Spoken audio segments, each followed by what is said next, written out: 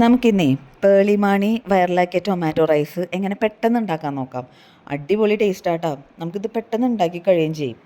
ഇതിനായിട്ട് നമ്മളൊരു പാത്രം അടുപ്പത്ത് വെച്ചിട്ടുണ്ട്. അത് ചൂടായി കഴിഞ്ഞാൽ അതിലേക്ക് കുറച്ച് നെയ്യ് ചേർത്ത് കൊടുക്കാം.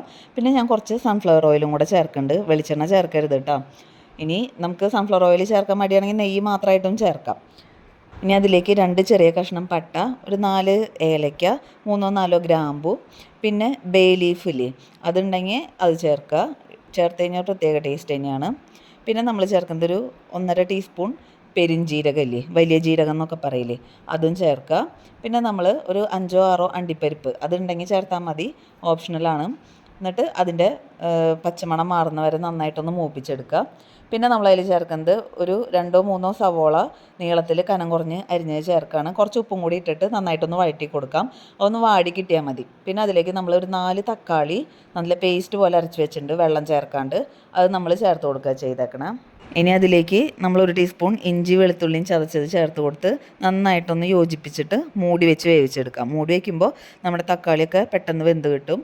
ഇനി തുറന്ന് നോക്കുമ്പോൾ തക്കാളിയിലെ വെള്ളമൊക്കെ വറ്റി നല്ലോണം എണ്ണ തെളിഞ്ഞ് വരുന്ന സ്റ്റേജ് ആകുമ്പോൾ നമുക്ക് അതിലേക്ക് പൊടികൾ ചേർക്കാം. ആദ്യം ഒരു 1/4 ടീസ്പൂണോളം മഞ്ഞൾപ്പൊടി ചേർക്കുന്നുണ്ട്.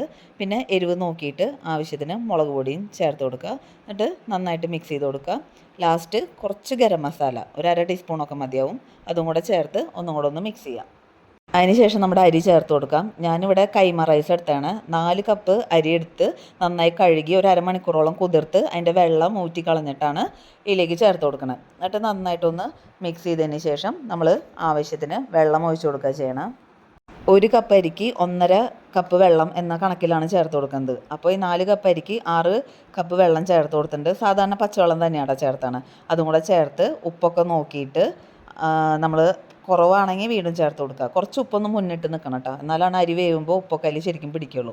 എന്നിട്ട് ഇതേ നന്നായി തള വന്നു കഴിഞ്ഞ് കഴിഞ്ഞാൽ തീ വളരെ ലോ ഫ്ലെയിമിലിട്ടിട്ട് അത് മൂടി വെച്ചിട്ടൊന്ന് വേവിച്ചെടുക്കണം. ഇതേ കുറച്ച് കഴിഞ്ഞ് നോക്കിയപ്പോൾ നമ്മുടെ അരിയൊക്കെ ഇങ്ങനെ മുകളിലേക്ക് പൊന്തി വരുന്ന സ്റ്റേജ് ആകുമ്പോൾ നമ്മളൊന്ന് തുറന്നിട്ട് നന്നായിട്ടൊന്ന് വീണ്ടും ഇളക്കി കൊടുത്തിട്ട് വീണ്ടും മൂടി വയ്ക്കുക.